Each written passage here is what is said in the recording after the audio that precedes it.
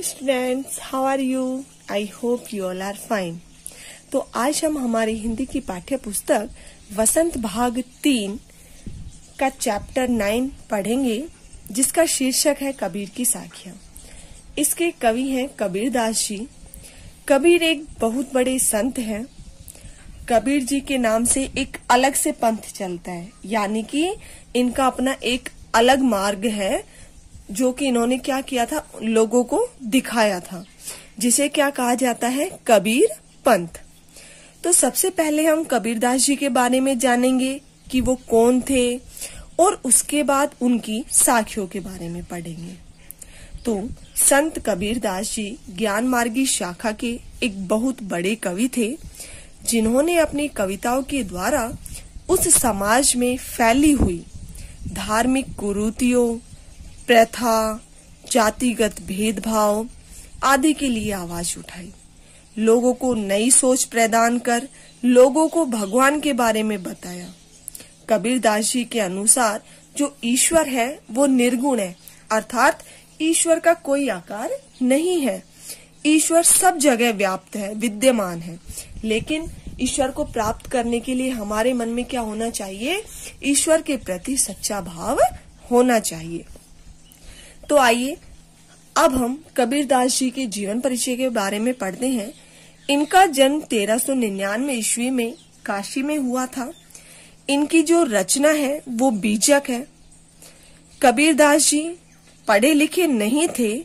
उन्होंने अपनी रचनाओं में एक जगह खुद स्वीकार किया है कि मसी कागज छुयो नहीं, कलम गही नहीं हाथ, अर्थात उन्होंने कागज और कलम को तो छुआ ही नहीं है।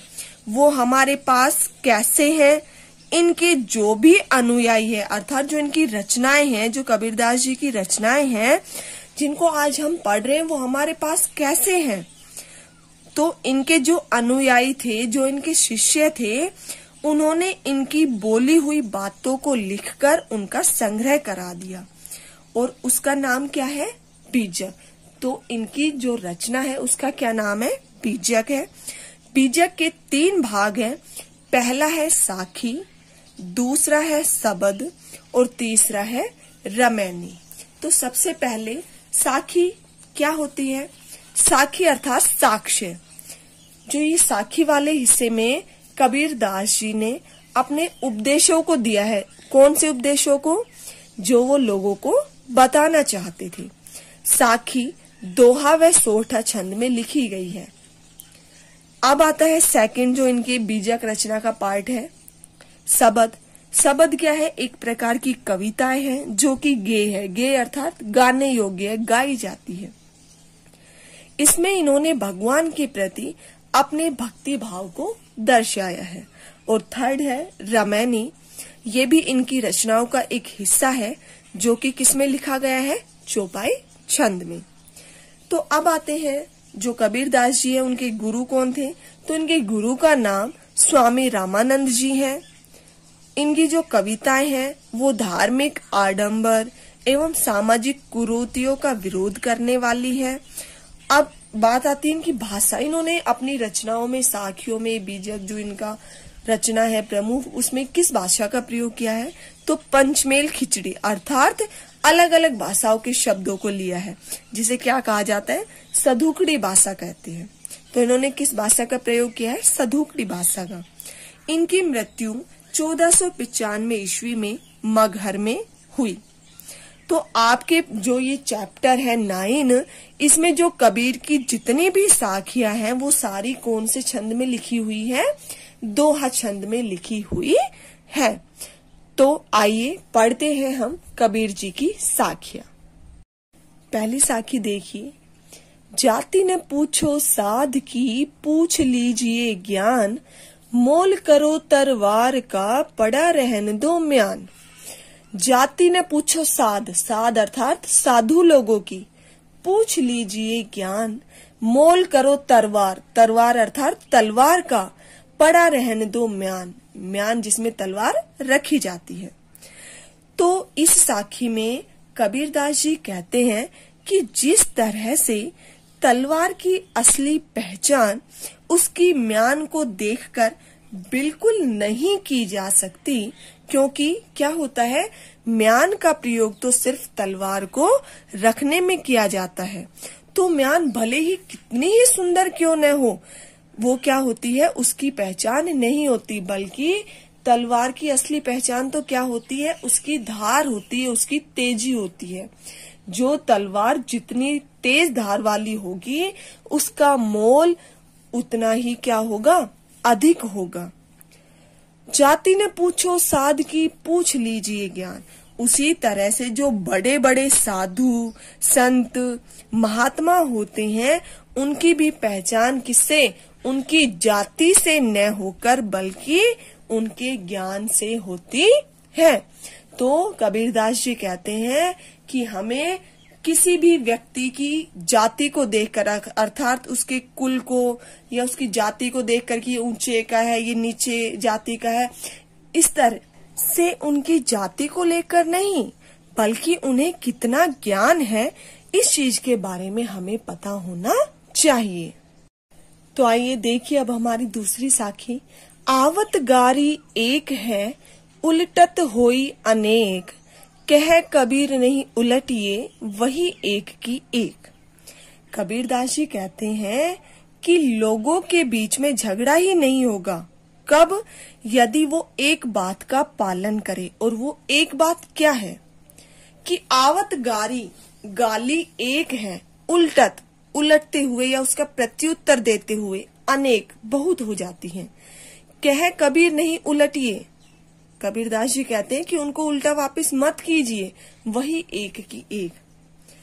कि क्या कहते हैं कि यदि सामने वाला आपको गाली दे या कोई एक अपशब्द कहे, तो उस समय आपको उसका प्रत्युत्तर नहीं देना है, बल्कि अपने मन को शांत रखना है। क्यों?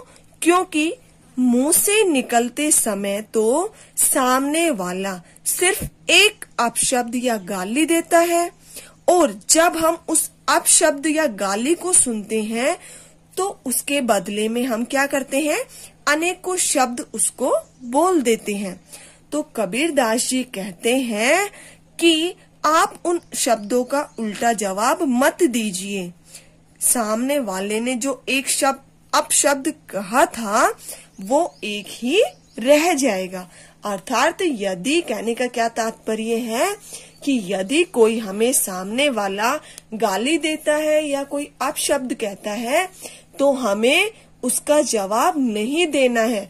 यदि हम उसका जवाब देंगे तो क्या होगा, वो झगड़ा बढ़ता बढ़ता बढ़ता बढ़ता बहुत बढ़ जाएगा। बल्कि उस झगड़े को वहीं खत्म करने के लिए क्या करना चाहिए, हमें उसका कहा हुआ एक शब्द अपशब्द है जो उसको एक ही रहने दिया जाए, अर्थात उसके प्रत्युत्तर में कुछ नहीं कहा जाए। वहाँ क्या हो जाएगा, झगड़ा समाप्त हो जाएगा, ऐसा कबीरदास जी कहते हैं। अब थर्ड साखी देखिए हमारी। माला तो कर में फिरई, जीभी फिरई मुख माही, मनवा तो दहु दिसी फिरई, यह तो सुमिरन नाही। माला तो कर, कर अर्थात हाथ में, फिरई घूमती है, जीभी जिव्या, फिरे फिर रही है, मुख मुख मुंह, माही अंदर, मनवा मन तो दहु दिशी फिरे, चारों दिशाओं में घूम रहा है, यह तो सुमिरन अर्थात स्मरण नाही नहीं है। इस साखी में कबीरदास जी ने उन लोगों पर व्यंग्य किया है जो भगवान की पूजा करने का दिखावा करते हैं। तो कबीरदास जी क्या कह रहे हैं कि माला तो कर में फिरई, जीभी फिरे मुख माही, कि जो अपने हाथों में माला फिराते रहते हैं, माला के जो मन के होते हैं, जो दाने होते हैं, उनको फिराते रहते हैं, और उनकी जिव्या मुख में बार बार घूमकर क्या करती है, राम नाम का जाप करती है। पर मनवा तो दहु दिशी फिरे, यह तो सुमिरन नहीं, पर उनका मन आज भी चारों दिशाओं में घूम रहा है, अर्थात संसार की जो वस्तुओं हैं, जो भोग विलास की वस्तुएं हैं, उनमें लगा हुआ है, अर्थात उनके मन में सच्चाई नहीं है। तो ऐसे लोग सिर्फ सुमरन अर्थात स्मरण करने का क्या करते हैं, सिर्फ दिखावा करते हैं। सच्चा स्मरण करने के लिए हमें क्या करना पड़ेगा, हमें बाहरी दिखावे का त्याग करना पड़ेगा। अर्थात ईश्वर की सच्ची भक्ति के लिए जो बाहरी दिखावा होता है, तिलक लगाना, उस पूजा अर्चना के लिए उन अलग से वस्त्र पहनना, हाथ में माला लेना, राम नाम का जाप करना, तो इन सब बाह्य आडंबरों में हमें नहीं फंसना है। इनका हमें जाप नहीं करना है, दिखावा नहीं करना है, बल्कि क्या करना है, हमारे मन में सच्चा विश्वास रखना है, भगवान के प्रति आस्था रखनी है और इन सब चीजों से दूर रहना है, संसार की वस्तुओं से दूर रहना है। अब देखिए हमारे फोर्थ जो साखी है, कबीर घास ने निंदिए जो पाँव तली होई, उड़ी पड़ी जब आँखी मई खरी दुहेली होई। कबीर घास ने निंदिए, निंदी अर्थात निंदा न कीजिए, जो पाँव, पाँव अर्थात पैरों के, तली यानी नीचे होई होगी, उड़ी पड़े उड़कर गिर जाएगी, जब आँखी में आंखों में, खरी दुहेली होई, खरी यानी कि जो अत्यधिक, दुहेली यानी कष्ट होई होगा। कबीर दास जी ने इस साखी के माध्यम से क्या बताया है, हमारे जीवन में जो छोटी छोटी वस्तुएं होती हैं उनके महत्व के बारे में बताया है। कबीर घास ने निंदिए जो पाँव तली होए। कबीर दास जी कहते हैं कि यदि आप जैसे कहीं जा रहे हैं तो आपके पैरों के नीचे आने वाले जो छोटे छोटे घास या जो तिनके हैं, जो रेत के कण हैं, उनकी आप निंदा मत कीजिए, उनकी स्तुति मत कीजिए, उनका आप उपहास मत उड़ाइए, उनको आप तुच्छ छोटी वस्तु ना समझिए। क्यों? क्योंकि उड़ी पड़े जब आंखें में खरी दुहेली होए, कि यदि, क्योंकि जो ये छोटे छोटे तिनके हैं, कण हैं, घास हैं, यदि ये हवा के झोंके से आपकी आंखों में गिर जाएंगे तो आपको बहुत ज्यादा कष्ट सहन करना पड़ेगा। अब देखिए हमारी फिफ्थ साखी, जग में बैरी कोई नहीं जो मन शीतल सोए, या आपा को डारी दे दया करे सब कोई। जग यानी संसार में, बैरी अर्थात शत्रु कोई नहीं है जो अगर मन शीतल, शीतल हुए होगा, शीतल अर्थात अगर आपके मन में क्या होगी, शांति होगी। या आपा को डारी दे, आपा अर्थात यहाँ अहंकार को कहा गया है, डारी दे त्याग देंगे तो दया करे सब कोई, आप पर सब क्या करने लग जाएंगे, संसार के लोग दया करने लग जाएंगे। तो इस साखी में कबीर दास जी ने हमें दो बातें बताई हैं जिनको फॉलो करने के बाद इस संसार में हमारा कोई भी शत्रु नहीं होगा और सब हमारे साथ दया का व्यवहार करेंगे। जग में बैरी कोई नहीं जो मन शीतल सोए। वे कहते हैं कि इस संसार में कोई आपका शत्रु नहीं है और हो भी नहीं सकता यदि आपके मन में शीतलता है, शांति है तो।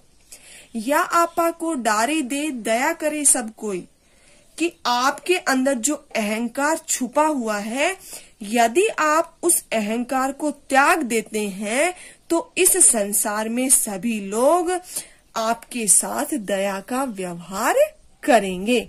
तो कबीरदास जी कहते हैं कि हमें हमारे ऊपर किसी भी बात को लेकर अहंकार नहीं होना चाहिए।